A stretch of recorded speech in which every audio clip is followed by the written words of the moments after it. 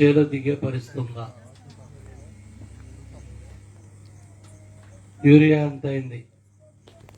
Potash ఏంటి? 20 పరిస్థితి ఏంటి? ఏం పెద్దనా? దుక్కి పరిస్థితి ఏంటి? డీజిల్ పరిస్థితి ఏంటి? ధాన్యం రేట్ ఏమైనా పెరిగిందా? ఉన్న రేట్ ఏమైనా 200 తగ్గకుండా ఇచ్చారా? అమ్మిన తర్వాత ఎన్ని నెలలకు డబ్బు వచ్చింది? ఇవన్నీ కూడా ఒకసారి గుడి మీద చేసుకోండి. వాళ్ళ పిచ్చడి చేతిలో రాయిలాగా రాష్ట్రం కుక్కలు చింపిన ఇస్త్రాకైంది. 5 లక్షల కోట్లు అప్పు తెచ్చాడు. ఏ డబ్బు ఎటు వెళ్ళిందో తెలియట్లేదు. ఎక్కడ నొక్కుతున్నాడో, బట్టన్ నొక్కుతున్నాడో, ఎవరి అకౌంట్లో పడుతున్నాయో కూడా తెలియట్లేదు. ఒక ట్రాన్స్పరెన్సీ కానీ పారదర్శకత కానీ ఈ ఊళ్ళో ఈ అకౌంట్లో ఈ పుల్లయ్య ఎల్ఐ పేరు మీద ఇంత వేసామని ఇంతవరకు ఒక పాంప్లెట్ 3 ఏళ్లలో బయటికి రాదు. ఏ డబ్బు వెళ్తుందో తెలియట్లేదు. 5 లక్షల కోట్లు అప్పు తెచ్చావు. 1,50,000 కోట్లు బిల్లులు కట్టాలి. చేసిన పనులకే 1,50,000 కోట్లు బిల్లులు కడితే వాళ్ళు హైకోర్టు చుట్టూ తిరుగుతా కోర్టు ఆటలు తెస్తున్నారు. కోర్టు ముట్టుకాయలు వేస్తే తప్ప డబ్బు ఇవ్వట్లేదు. మొన్న 13 కోట్లు పని చేయడానికి ఒక కాంట్రాక్టర్కి ఒక ఎగ్జిక్యూటివ్ ఇంజనీరు, నువ్వు కోర్టుకు వెళ్ళొద్దు, పని చేసుకో, డబ్బులు అడగొద్దు, ఉన్నప్పుడు ఇస్తా అంటే ప్రభుత్వం ఎంత దివాలా తీసిందో 13 కోట్లకి రైతు పనులకి. అంటే ఇప్పుడే కోనసీమలో చూశాను, 12 మండలాల్లో కోనసీమ అంటే పచ్చడి కోనసీమ, అంతా పచ్చగుంటది. అటువంటి కోనసీమలో 12 మండలాల్లో మేము పంట వేయమని పంట విరామం ఇచ్చేసారు. ఇవాళ క్రాప్ హాలిడే, పంట విరామం. మేము పంట వేయం. సమాజానికి పట్టెడు అన్నం పెట్టే రైతు 12 మండలాలు ఆలోచన చేయండి. మన నియోజకవర్గం 4-5 మండలాలు, అందుగా 4 మండలాలు, జగ్గపేట 3 మండలాలు, అంటే 12 మండలాలు అంటే 3-4 నియోజకవర్గాలు. మేము పంట ఏమని నిర్ణయాలు తీసుకున్నారట ఓ జిల్లాలో. అది పరిస్థితి ఎట్లా ఉందో అర్థం చేసుకోండి. గోదావరి డెల్టాలో గోదావరి రైతే వాళ్ళకి జూన్ 1 నీళ్లు వదిలేనన్నాడు. 12 మండలాలు మాకు పంట వద్దన్నారు. పంట విరామం తీసుకుంటాం, క్రాప్ హాలిడే తీసుకుంటాం. ఈ పెరిగిన రేట్లతో మీరు చేసే పనులతో మా భవిష్యత్తు ఏంటని వాళ్ళ రైతులు రోడ్డెక్కే పరిస్థితి వచ్చింది. కాబట్టి ఆలోచన చేయండి. ఎక్కడా పేదవాళ్ళు కట్టిన ఇళ్ళకి బిల్లులు రాలా, ఆపేశారు. మళ్ళీ మేము దగ్గర వాళ్ళ చెరువులో మట్టి దగ్గర ₹1 కోటి మట్టి బయటకు వెళ్ళిపోయింది. పంచాయతీ అకౌంట్లో డబ్బుల్లా. ఎన్ని మీరు ఆలోచన చేసుకోండి. ఎన్ని తిట్టారు, ఎన్ని మాటలు అన్నారు. కులాలు రచ్చగొట్టారు, మతాలు రచ్చగొట్టారు. వాళ్ళ పాపం గడుపుకోవడానికి, రాష్ట్రం నాశనం చేయడానికి కాళ్ళు చేతులు పట్టుకున్నారు. రే ఈ కాళ్ళు కదరా, చేతులు రా, చచ్చిపోతాడరా మా అబ్బాయి, చచ్చిపోతాడరా, నేను చచ్చిపోతా, మా అబ్బాయి చచ్చిపోతాడు. ఇవాళ మనం చచ్చిపోయాం. వాళ్ళు శుభ్రంగా హైదరాబాద్లో ఫ్లాట్లు అమ్ముకుంటున్నాడు, అమెరికాలో ఫ్లాట్లు అమ్ముకుంటున్నాడు, విల్లాలు అమ్ముకుంటున్నాడు. ఎందుకు పోయాడు? ఎండాకాలం శుభ్రంగా పోయాడు. అక్కడ విల్లాలు, ఫ్లాట్లు, స్థలాలు అమ్ముకుంటున్నాడు. హైదరాబాద్లో రియల్ ఎస్టేట్ వ్యాపారం. వాళ్ళకి రాజకీయం ఇదొక వ్యాపారం. చక్కగా 5 ఏళ్ళకో పార్టీ, 3 పార్టీలు మార్చారు, 4 పార్టీలు, ఒకే రోజు 3 పార్టీలు మార్చిన చరిత్ర ఉన్న వాళ్ళకి.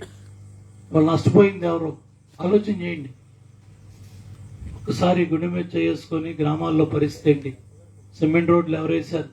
లైట్లు ఎవరు వేశారు? ఊళ్ళో అభివృద్ధి ఎవరు చేశారు?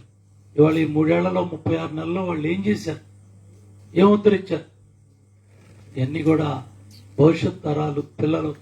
ఇవాళ 10th క్లాస్ పిల్లలు 2 లక్షల మంది తప్పి 8 లక్షల మంది కుటుంబ సభ్యుల ఇళ్లలో కన్నీళ్లు పెట్టుకొని ఏడుస్తున్నారు. 10th క్లాస్ అంటే చాలా కష్టపడి చదువుతారు పిల్లలు. మ్యాథ్స్కి టీచర్ లేడు, సైన్స్కి టీచర్ లేడు, సోషల్కి టీచర్ లేడు. 10,000 టీచర్ పోస్టు ఖాళీ, భర్తీ చేయవు. ఉన్న పంతుల్లోనే బ్రాందీ షాపుల దగ్గర ఏ బ్రాండు ఎవరు ఎక్కువ తాగుతున్నారు? ఏ బ్రాండ్ బాగా సేల్ అవుతుంది. క్యూ లైన్ లో పొద్దున్నే 10ంటికి ఎంతమంది ఉన్నారు, 2ంటికి ఎంతమంది ఉన్నారు, 4ంటికి ఎంతమంది ఉన్నారు, ఈ లెక్కలు రాయడానికి టీచర్లు ఈ విధంగా తప్పుడు కార్యక్రమాలన్నీ చేసి 94, 96, 98% ఉండే 20 ఏళ్ల చరిత్ర ఈ రాష్ట్రంలో కలిసి ఉన్నా విడిపోయిన ఈ 5 ఏళ్లలో కావచ్చు, గత 5 ఏళ్లలో ఎప్పుడు కూడా చదువులు ఇంత ఘోరం అవ్వలేదు. మరి పరిస్థితి ఈ 3,500 కోట్లు నాడు నేడని స్కూల్ బిల్డింగ్లు ఖర్చు పెట్టాం, రంగులేసామని హెడ్ మాస్టర్ల మీద ఒత్తిడి తీసుకొచ్చి బిల్లులు పెడతావా సస్తావా అని చెప్పి వాళ్ళని బెదిరించి అదిరించి సంతకాలు పెట్టించుకొని ఆ డబ్బులన్నీ కూడా ఇవాళ ఏ డబ్బులు ఎడిపోయినాయో తెలియదు, నాడు నేడేమైందో తెలియదు. ఇంగ్లీష్ అన్నాడు, ఉన్న తెలుగు పోయింది, ఉన్న 10th క్లాస్ పోయింది. ఇది పరిస్థితి. పోయింది ఎవరో పేద పిల్లలు పోయారు. ఎస్సీ, ఎస్టీ, బీసీ, మైనార్టీ పేద వర్గాలకు సంబంధించిన పిల్లలు తప్పారు. ఎక్కువ శాతం పాపం వాళ్ళు పోయారు. మట్టిలో మాణిక్యాలు, సానబెడితే వజ్రాలు అవుతాయి. ఎన్టీ రామారావు గారు రెసిడెన్షియల్ స్కూల్స్ పెట్టి ఆ పిల్లలందరినీ కూడా ఆ రెసిడెన్షియల్ స్కూల్స్ లో చేర్పించాడు. ఎస్సీ, ఎస్టీ, బీసీ, మైనార్టీ పేద పిల్లల్ని.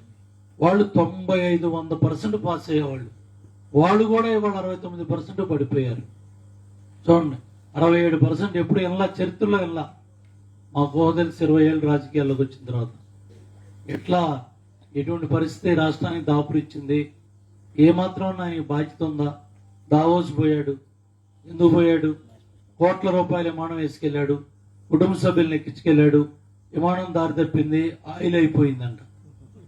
కోట్ల రూపాయల విమానం ఆయిల్ అయిపోయిందంట. లండన్ పోయింది దారి తప్పి. అక్కడ పోయి కుటుంబ సభ్యులను ఎక్కించుకున్నారు. కుటుంబ సభ్యులను ఎక్కించుకొని మళ్ళీ దావోస్ పోయి ఎటు తిరిగారో తెలియదు. కనీసం తమ్ముడు దావోస్ వెళ్ళిన తర్వాత తీసుకొస్తానా, ఇన్ని ఉద్యోగాలు తీసుకొస్తానా, లేకపోతే ఇన్ని కోట్లు మన రాష్ట్రానికి వస్తాయని ఒక్క మాట చెప్పాడా? ఇంతవరకు నోరు తెలిసాడా? సరే పో. మొన్న ఢిల్లీ పోయాడు.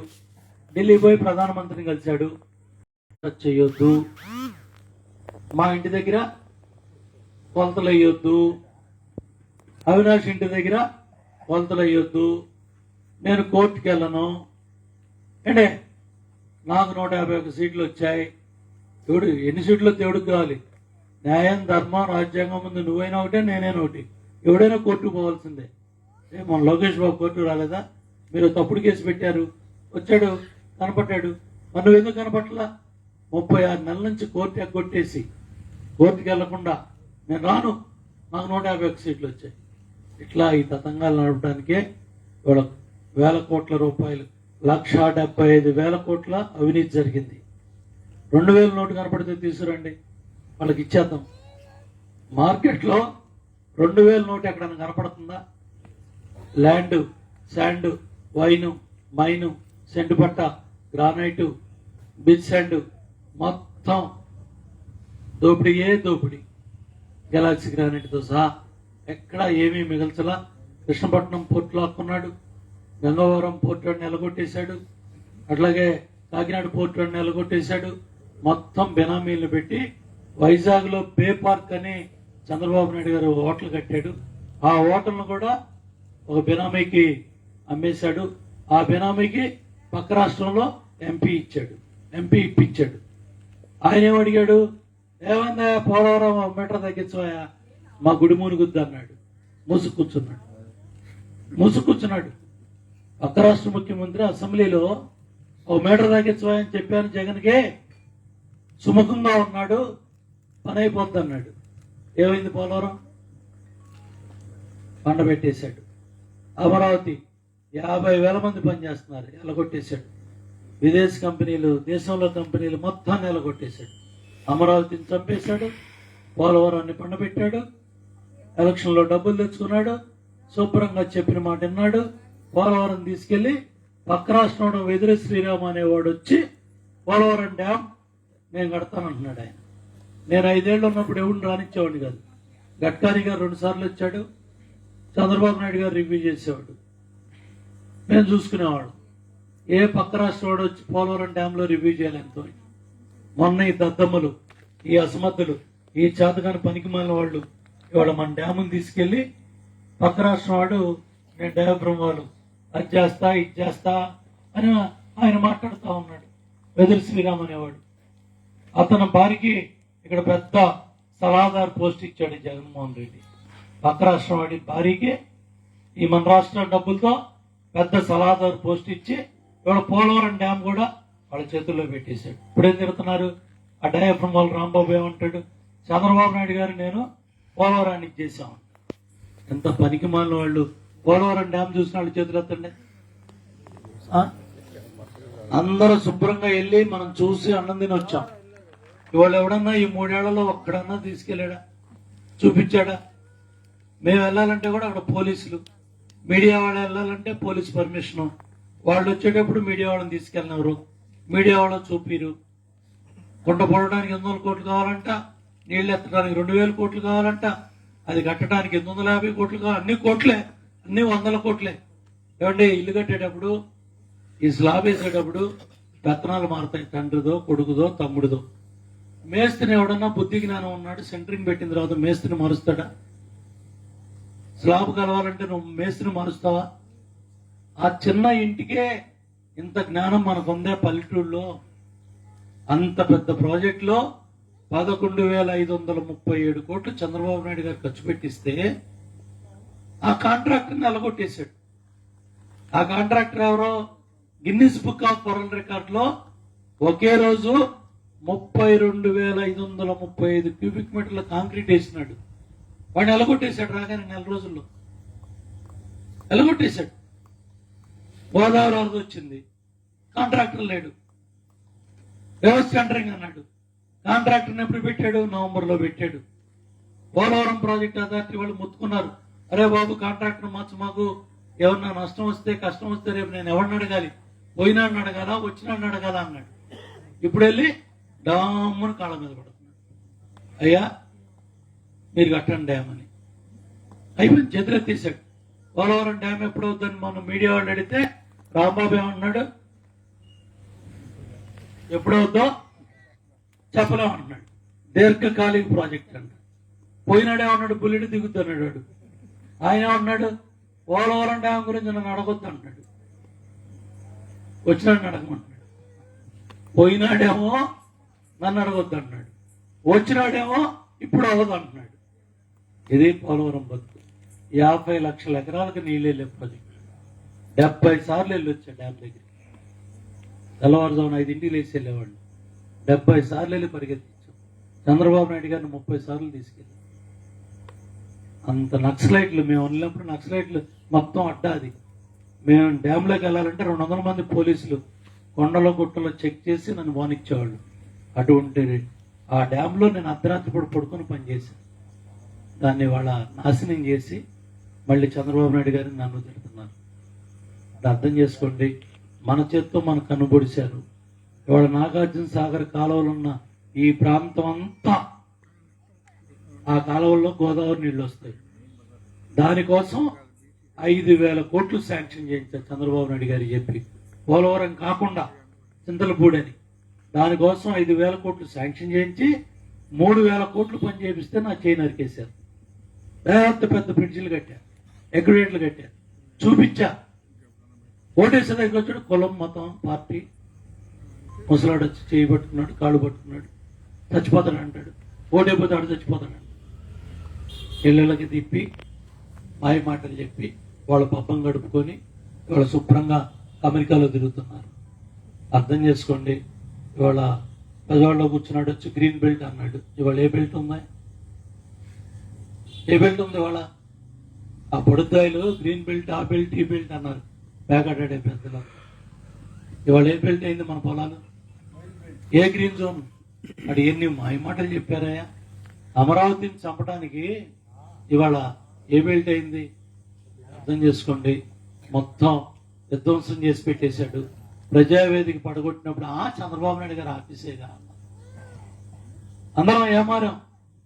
చంద్రబాబు నాయుడు గారు ఆఫీసేగా, గట్టు మీద కట్టాడా, కట్టు మీద కట్టాడా అని నానా మాటలు అన్నారు. అక్కడి నుంచి మొదలు పెట్టాడు.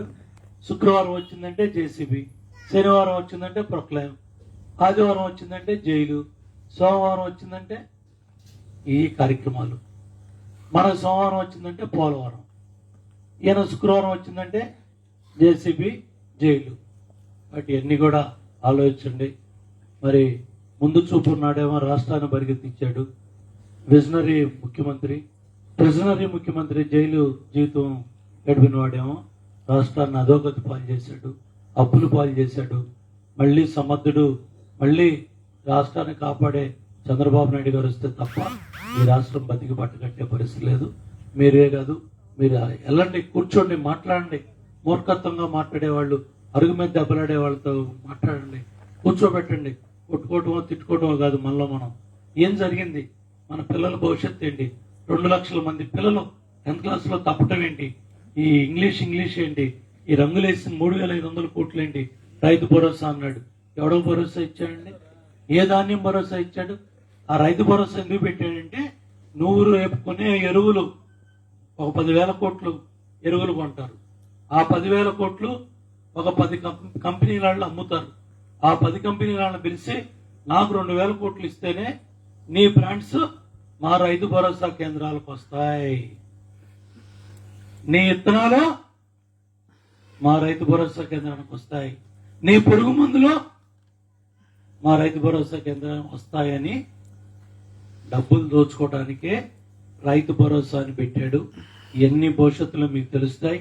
దానికోసమే దోచుకోవడానికే మరి ఈ డబ్బులన్నీ ఎన్ని విమానాలు పట్టినాయో, ఎటు తీసుకుపోయాడో, ఏ పోర్టులు దాటినాయో, ఏ విమానాలు వెళ్ళినాయో ఈ సిబిఐ వల్ల కూడా కాదు, ఇంటర్నేషనల్ కంపెనీ ఇంటర్పోల్ వస్తే తప్ప అవన్నీ దొరికే పరిస్థితి లేదు.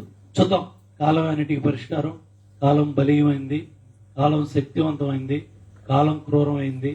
ఈ కాలం జగంది కాబట్టి ఈ దోపిడీ జరిగింది. వచ్చే కాలం మందవుతుంది. మొత్తం కక్కిద్దాం, రాష్ట్ర ఖజానాకు రప్పిద్దాం, రాష్ట్రాన్ని కాపాడుకుందాం.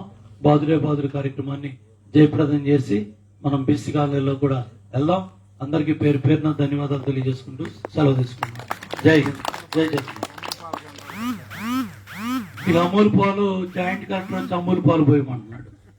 మన విజయ డైరీని చంపేసుకొని అమూల్ పాలు పోయేటువంటి ఎవడో గుజరాత్ అడిగి ఎంతకన్నా దిక్కుమాలింది ఏముందమ్మా. విజయ డైరీ కాకా వెంకటరత్నం గారు, మండవ జానకిరామయ్య గారు, మన చలసాల ఆంజనేయులు వీళ్ళందరూ కూడా బిడ్డలాగా దాన్ని సాగుతూ ఉంటే మన విజయ డైరీని చంపేయాలా? దూలిపాల వీరయ్య గారు, ఆయన వెంకట్రావు గారు, దూలిపాల నరేంద్ర వాడు సంగం డైరీని చంపేయాలి, విశాఖ డైరీని చంపేయాలి. ఈ డైరీలన్నీ చంపేసి గుజరాత్ అమూలడి పాలు పోసి మనం సంకనాకాలి. ఇది ఈ ప్రభుత్వం. దయచేసి రైతుల డైరీ, విజయ డైరీని బతికించండి. అమ్మా అందరికీ నమస్కారం తల్లి.